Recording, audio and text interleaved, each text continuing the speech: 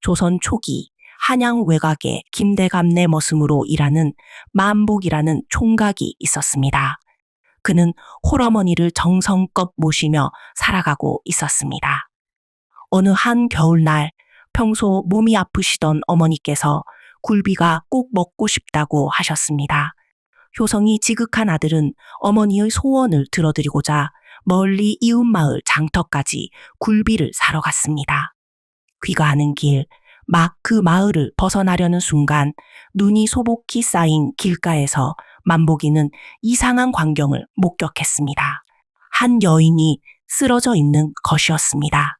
살짝 다가가 코에 손을 대어보니 여인이 미세하게 숨을 쉬고는 있으나 몸이 너무나 차가웠고 입술은 이미 파랗게 질려 있었습니다. 추위에 얼어 생명이 꺼져가고 있는 상황이었습니다. 그 순간 눈보라가 더욱 심해져서 집까지 여인을 데리고 돌아가기에는 너무 위험했습니다. 만복이는 여인을 업고 마을 외곽에 있던 물레방앗간으로 급히 피했습니다. 하지만 물레방앗간 안도 춥기는 마찬가지였습니다. 이대로 있다가는 여인도 자신도 모두 얼어 죽을 것 같았습니다. 어쩔 수 없이 만복이는 겉옷을 벗어 여인을 안고 자신의 옷을 나누어 덮고서 그 긴 밤을 지새웠습니다. 한 생명을 살리기 위한 살신성인의 하룻밤이었습니다. 얼어붙은 밤이 서서히 풀리던 아침, 연정이 먼저 눈을 떴습니다. 언 손이 저려왔고 입술은 아직 푸르스름했지만 더는 추위로 의식을 잃을 것 같지는 않았습니다. 연정은 몸을 살짝 움직이려다 몸에 덮여있던 두툼한 외투와 낯선 남자의 발이 눈에 들어왔습니다. 두 사람은 서로 꼭 붙은 채 집단 위에 누워 있었습니다. 연정은 깜짝 놀라 몸을 움찔했지만 금세 깨달았습니다.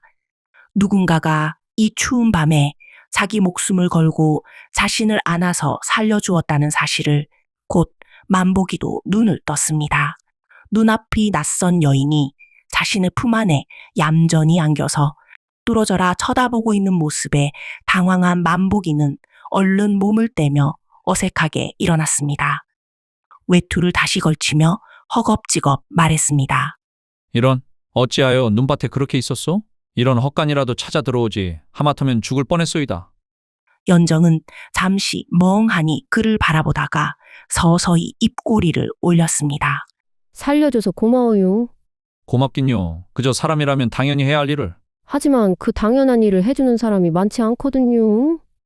남자는 여인의 말에 무엇라 대답해야 할지 몰라 입을 다물었습니다. 여인이 배시시 웃으며 다시 말했습니다. 덕분에 다시 살 수 있게 되었어요. 그럼 이제 어디로 가실 참이요? 저는 갈 곳이 있으니 먼저 가셔도 되구먼요. 남자는 여인의 시원스러운 대답에 당황했습니다. 고단한 밤이 지나가고 눈발은 멈춰 있었습니다. 이제 집으로 돌아가야 할 시간이었습니다. 물레방앗간에서 빠져나온 만복이는 걱정스러운 마음으로 굴비 반두름을 들고 길을 재촉했습니다.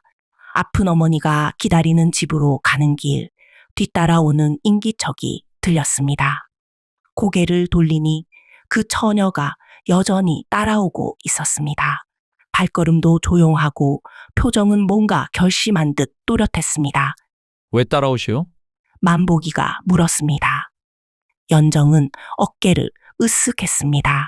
그냥 내가 가야 할 길을 가는 거예요. 결국 연정은 만복이의 집 앞까지 따라왔습니다.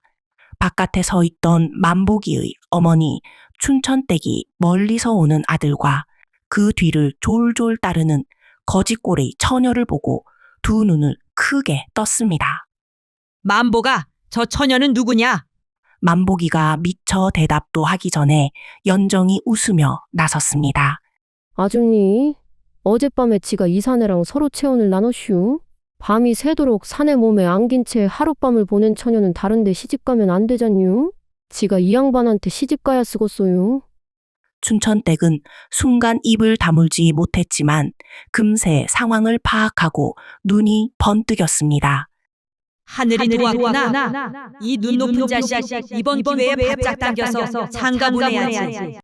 만복은 얼굴이 붉어져 소리쳤습니다.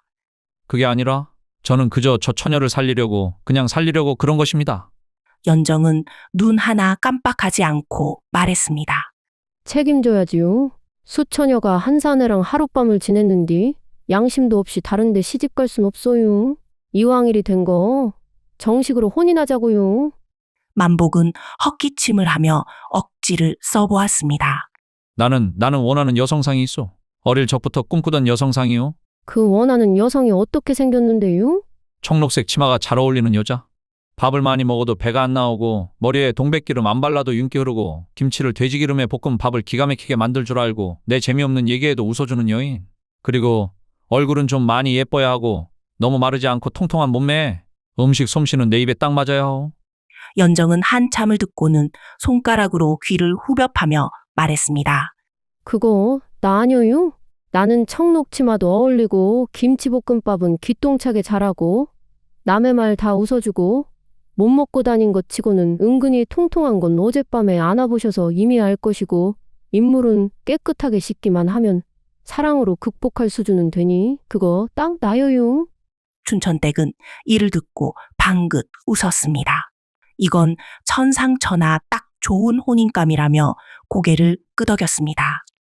에휴, 죽어도 혼인하기 싫으면 나중에 관아 가서 시시비비 따져보자. 하면 네가 이기겠냐? 만보가? 내가 딱 보니 네 둘은 인연이다. 인연이야. 만복은 얼굴을 싸매고 방에 들어가려다 다시 돌아서서 연정에게 물었습니다. 대체 내가 뭐가 좋아서 이러는 거요? 연정은 수줍게 웃으며 대답했습니다. 지는요. 사내 품에 안겨본 것이 어젯밤이 처음이어요. 근데 그 품이 따뜻하더라고. 내 평생 살며 그런 따뜻한 품은 다시는 못 만날 것 같아서 그래요. 그 말에 어머니는 슬며시 눈시울을 훔쳤습니다. 혼인하거라, 만보가. 너도 30이 넘도록 장가 안 가서 내가 얼마나 속 끓였는데 이 처녀가 죽을 뻔한 걸 네가 살려냈잖니? 이게 우연이겠냐? 하늘에서 내려준 며느리감이야. 게다가 하룻밤을 함께 지냈으면 이미 인연은 맺어진 거고 이제 와서 뒤로 빼기엔 늦었어. 처녀도 갈 곳 없어 보이는데 우리가 거둬주는 게 도리 아니겠니? 내 눈에는 이 처녀가 참 괜찮아 보인다. 당차고 말도 재미있게 하고 너 혼자 늙어 죽을 셈이냐? 그리하여 눈 높은 노총각 정만복은 팔자에 없던 혼인을 하게 되고 거짓 처녀 이연정은 자기 의지로 팔자를 바꾸는 첫발을 내딛게 되었습니다. 혼례 첫날 밤 방 안은 낯설고 조심스러운 기운이 감돌았습니다. 정만복은 술잔만 만지작거리고 있었고 이연정은 그의 얼굴을 살피다가 조심스레 입을 열었습니다. 혼례 치르고 첫날인데 말씀이 없으시네요. 혹여 제가 아직도 마음에 안 드셔요? 만복은 고개를 살짝 저으며 다소 당황한 표정으로 대답했습니다. 그런 말씀 마십시오. 제가 아직 익숙지 않아서 그럽니다. 연정은 잔을 채우며 억지 웃음이 섞인 미소를 지었습니다. 처음 본 사내랑 사흘 만에 혼례 치렀으면 보통은 겁나야 할 텐데 저는 되레 마음이 편하네요. 운이 좋았나 봐요. 만복은 의아한 듯 그녀를 바라보다가 묵묵히 잔을 들었습니다. 잠시 침묵이 흐르자 연정이 잔을 내려놓으며 입을 열었습니다. 전 충청도 옥산골 출신이요. 소장농집 맏딸이지요. 그녀는 말투를 가라앉히며 계속했습니다. 아버지가 노름에 빠지셨어요. 논밭 다 날리고 결국엔 저를 어떤 부잣집에 노비로 팔려보내려 했어요. 혼례랍시고 꾸며놓은 자리가 알고 보니 노비 팔려가는 길목이었지요. 만복은 놀라 눈을 동그랗게 떴지만 조용히 귀를 기울였습니다. 그리해서 도망쳤어요. 평생 이 나이 되도록 남의 밥상만 차려주고 남의 논밭만 메고 남의 집 아이들만 돌봐주다가 이제는 남의 집 노비로 팔려가야 한다니. 그게 억울해서 차라리 얼어 죽는 게 낫겠다 싶더라고요. 연정은 잔을 비우고는 씁쓸하게 웃었습니다. 20살이 넘어서부터 매일 밤 생각했어요. 내가 뭘 잘못했나, 내가 뭘 못해서 일이 사나? 부모 말 잘 듣고 농사일도 열심히 하고 바느질도 요리도 다 배웠는디. 결국 내 운명은 누군가한테 돈 몇 냥에 팔려가는 거더라고요. 그녀는 목소리를 낮추며 이어갔습니다. 집을 나오고 달포쯤 지내면서 춥고 배고픈 걸 참다가 마지막엔 국밥 한 그릇 살 돈만 남았더라고요.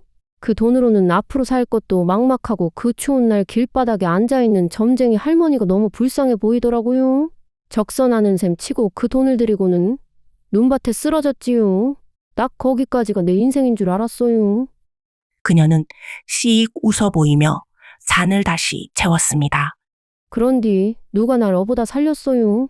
지가 죽으려 한 날 마침 나를 안아준 사내가 있었지 않겠어요.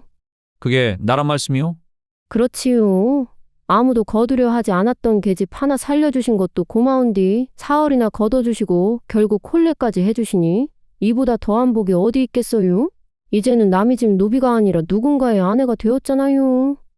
만복은 말없이 잔을 내려놓고 그제야 살며시 웃었습니다. 그렇다면 이제는 진짜로 살아야죠. 그날 밤 두 사람은 진짜 부부가 되었습니다. 그 후로 동네 사람들 사이에선 이런 말이 돌았습니다. 그 집 만복이 눈이 태산보다 높아 그 많은 혼사자리 다 마다하더니만 한 달 전에 결혼한 색시 하나에 완전 맥을 못 추더라. 남사스러울 만큼 색시가 좋아서 꽁무니를 졸졸 따라다닌다니까. 정만복은 혼인을 하고 나서도 마음 한켠이 늘 무거웠습니다. 아무것도 해준 것 없는 신부에게 미안한 마음이 컸기 때문입니다. 그는 틈틈이 머슴일과 장터 품팔이로 돈을 모았고 몇 달 만에 마을 장신방에서 가장 비싼 옥반지를 손에 넣었습니다. 어느 날 밤 정만복은 조심스레 아내의 손을 잡고 반지를 내밀며 말했습니다. 이거 자네 손가락에 어울릴 것 같아서 몇 달을 모은 돈으로 샀소. 이연정은 반지를 한참 바라보더니 배시시 웃으며 말했습니다. 아이고, 그게 그리도 비싼 거요요. 우리 동네는 돌만 굴러도 옥덩이라 이런 건 장터 좌판에도 헐값에 굴러다니는 거요요. 그 말을 들은 정만복은 갑자기 말문이 막혔습니다. 자신이 몇 달을 품팔이로 번 돈을 다 들여산 반지를 좌판에 굴러다니는 값싼 돌쯤으로 여기는 듯한 아내의 말에 얼굴이 굳어졌습니다. 그는 작게 한숨을 내쉬고는 반지를 조심스레 도로 집어넣으려 했습니다. 이연정은 그제야 남편의 기색을 살피고 급히 손을 뻗으며 말했습니다. 아이, 왜 그러셔요? 내가 싫다는 소리 한 건 아니잖아요. 너무 고마워요. 다만 갑자기 고향 생각이 떠올라서 그런 거예요. 그때였습니다. 연정이 손바닥을 탁 치며 소리쳤습니다. 그래, 그거예요. 정만복은 놀라 눈을 깜빡였고 이연정은 눈을 반짝이며 말했습니다. 그 옥덩이를 그냥 이 마을에 팔면 되겠네요. 우리 고향서 싸게 사다가 여기서 팔면 떼돈이 남겠어요. 어차피 이 고을 사람들은 옥만 보면 눈을 뒤집잖아요. 정만복은 삐쳐있던 인매가 슬며시 풀리며 아내를 바라보았습니다. 눈은 여전히 동그래져 있었지만 마음속에선 그럴듯한 말이지라는 생각이 들었습니다. 그날 밤 그들의 첫 번째 사업이 조용히 시작되었습니다. 이듬해 봄이 되자 두 사람은 옥산골로 길을 나섰습니다. 산을 넘고 물을 건너 한 달을 걸려 고향 마을에 도착했지만 연정은 혹시 아버지에게 들킬까 걱정되어 객주방에 숨어 지냈습니다. 정만복은 마을 장터를 돌며 아내가 귀뜸해준 가격대로 흥정을 이어갔습니다. 결국 가장 싼 값을 부른 상인에게서 옥을 한아름 사들였고 다시 한 달을 걸려 고을로 돌아왔습니다. 장신구를 만드는 백정들과 거래를 트자 정만복은 손에 쥐는 돈이 점점 불어나는 것을 실감했습니다. 부부는 장터에서 큰 돈을 벌었고 마을 사람들도 이제 그들을 상인 양반이라 부르기 시작했습니다. 첫 장사에서 크게 성공하자 어느 저녁 이연정은 정만복을 불렀습니다. 서방님, 나 사실 이제 그 얘기를 해도 될 것 같아요. 정만복이 고개를 갸우뚱하자 연정은 다소 쑥스러운 얼굴로 조심스레 이야기를 꺼냈습니다. 그때 눈밭에 쓰러졌을 때요. 마지막으로 남은 국밥 한 그릇 값을 점쟁이한테 드렸었어요. 다음 생이 궁금하다고 했는데 그 할머니가 그러더라고요. 다음 생은 안 보인다고. 오히려 남은 생이 너무 화려해서 말을 안 할 수가 없다고 했어요. 정만복은 그녀를 바라보았습니다. 그 점쟁이가 말했어요. 이 길을 나서서 처음 만나는 남자랑 혼인을 하게 되면 화목한 가정에다 큰 부까지 이룬다 했지요. 그 이야기를 듣고 죽으러 가는 것을 알아보고 나 기분 좋으라고 헛소리 한다고 생각했어요. 그런데 다음날 깨어보니 내가 살아있더라고요. 게다가 눈앞에 남자도 떡하니 있고 말이에요. 그때 이게 그 예언이구나 싶었어요. 정만복은 말없이 그녀를 바라보다가 조용히 물었습니다. 그래서 나를 따라온 것이었소? 연정은 고개를 끄덕이며 수줍은 듯 웃었습니다. 그런 셈이지요. 우리가 이렇게 장사를 잘하게 된 것도 사실은 그 점쟁이 예언 때문이에요. 남들은 헛소리라 하겠지만 나한텐 그 말이 희망이었어요. 정만복은 한동안 가만히 있었습니다. 하지만 마음속에서는 뭔가 단단하고 든든한 것이 하나 둘 쌓여가는 듯한 느낌이 들었습니다. 그날 밤 그는 아내의 손을 꼭 잡고 말했습니다. 그 예언이 사실이었든 아니든 지금 우리 삶이 이보다 더 좋을 수는 없소. 이연정은 아이를 가지게 되면서 먼 길 장사에 동행하기 어려워졌습니다. 정만복은 자신이 혼자서 다녀오겠다고 했지만 연정은 마음이 놓이지 않았습니다. 이웃 고을까지 가려면 산을 넘고 물을 건너야 했고 짐을 이고지고 걸어야 했습니다. 길목엔 도적이 나올 수도 있었고 산짐승이 나타날까 두렵기도 했습니다. 무엇보다 말동무 하나 없이 몇 날을 홀로 다녀와야 하는 남편이 안쓰러웠습니다. 그날도 정만복은 장에 나설 채비를 하며 허리를 졸라매고 있었습니다. 연정은 안방에 앉아 불러오는 배를 쓸어내리며 조용히 남편을 바라보다가 이내 입을 열었습니다. 서방님, 저기 내가 하나 생각난 게 있어요. 정만복은 짐을 정리하다 말고 연정을 돌아보며 말했습니다. 무슨 일이요? 그 덕배 말이에요.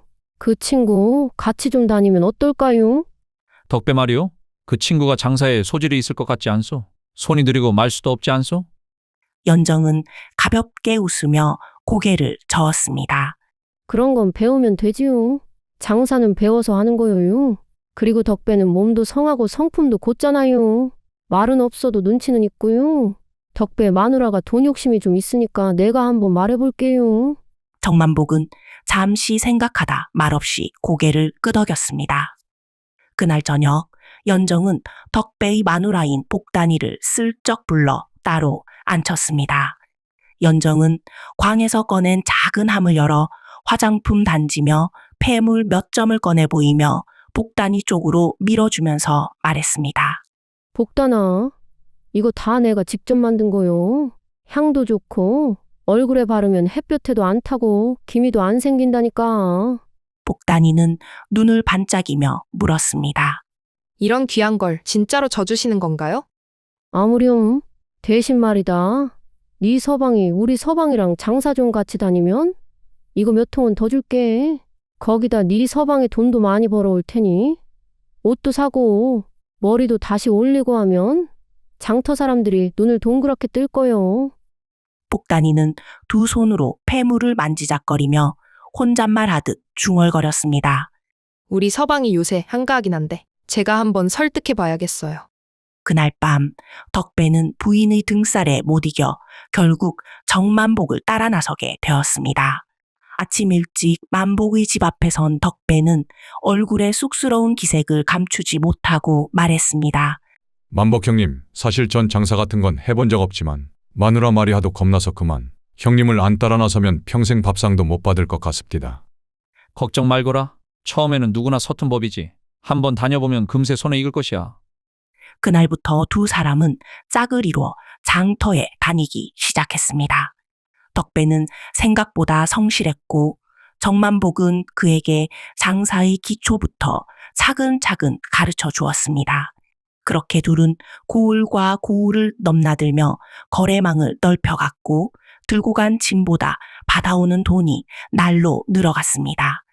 어느 겨울날 연정은 바느질을 하려고 안채마루에 앉아 있었지만 손이 시려 바늘을 제대로 잡을 수 없었습니다.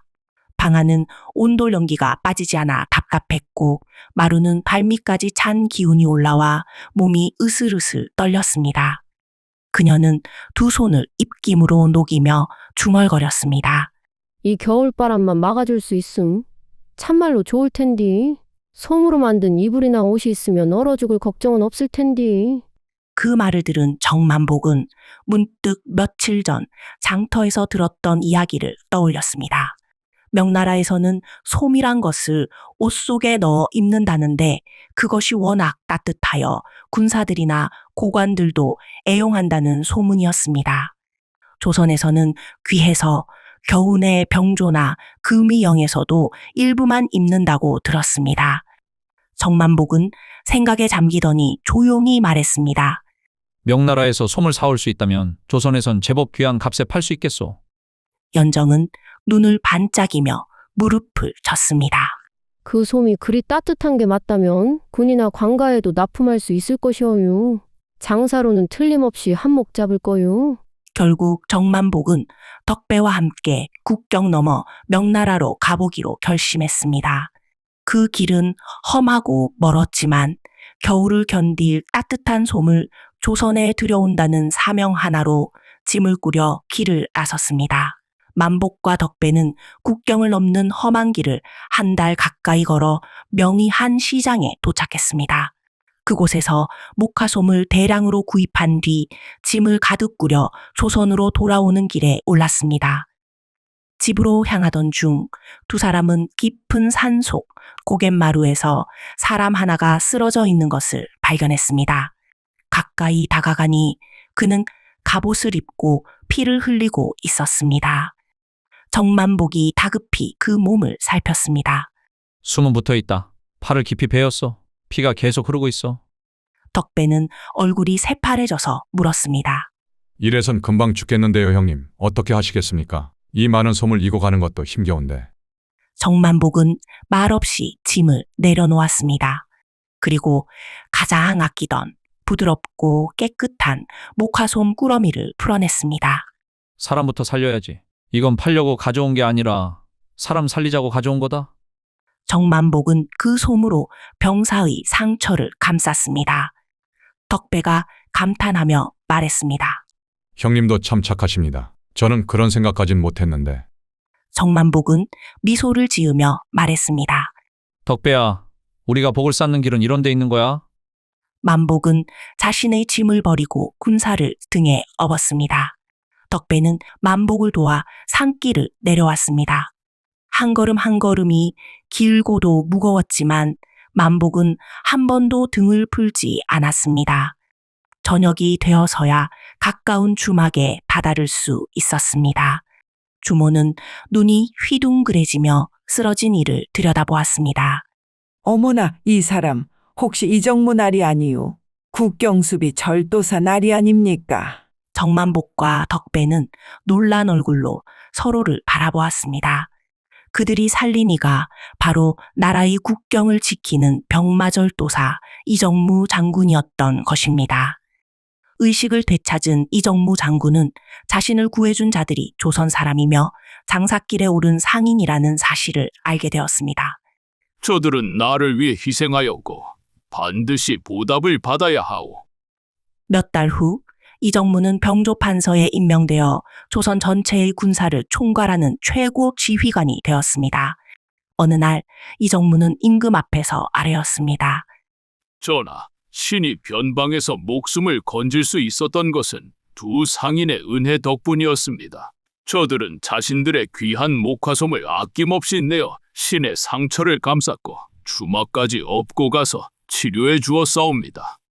임금이 관심을 보이자 이정무는 계속 말했습니다. 그 목화솜의 품질이 매우 뛰어나사옵니다. 만약 우리 군대가 이런 목화솜을 충분히 확보할 수 있다면 추운 변방에서 병사들이 얼어 죽는 일을 막을 수 있을 것입니다. 임금은 고개를 끄덕이며 물었습니다. 그 상인들을 다시 만날 수 있겠는가? 예, 전하. 신이 직접 찾아가서 그들을 데려오겠사옵니다. 몇 주 후 이정무는 직접 정만복의 마을을 찾아갔습니다. 만복이, 덕배, 그간 안녕하였는가? 이정무는 그들에게 제안을 했습니다.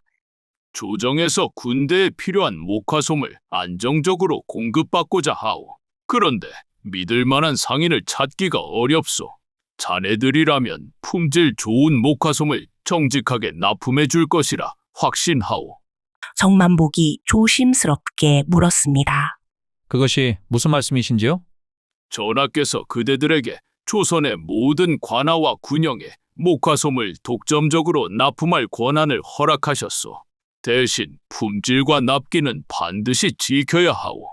덕배가 눈을 동그랗게 뜨며 말했습니다. 그런 큰일을 저희가 할 수 있을까요? 이정무는 웃으며 답했습니다. 목숨 걸고 사람 하나 구한 자들이 못할 일이 어디 있겠소. 게다가 이미 명나라에서 좋은 목화솜을 구해올 줄 아는 실력도 있잖소. 그해 겨울 조정은 정만복에게 조선 팔도 관아 및 군영 목화솜 독점 납품권을 공식적으로 하사하였습니다. 이와 함께 각 고을의 수령들에게도 정만복 상단을 적극 협조하라는 어명이 내려졌습니다. 정만복과 덕배는 나라가 공인한 목화솜 보부상이 되었습니다. 이들의 목화솜은 조정과 병영, 고관 대작들의 필수 물품이 되었고 전국 어디를 가도 관가의 보호를 받으며 장사할 수 있게 되었습니다. 이후 몇 해가 흐르자 연정과 정만복의 집에는 수레가 줄지어 드나들었고 곳간마다 솜과 은전이 쌓였습니다.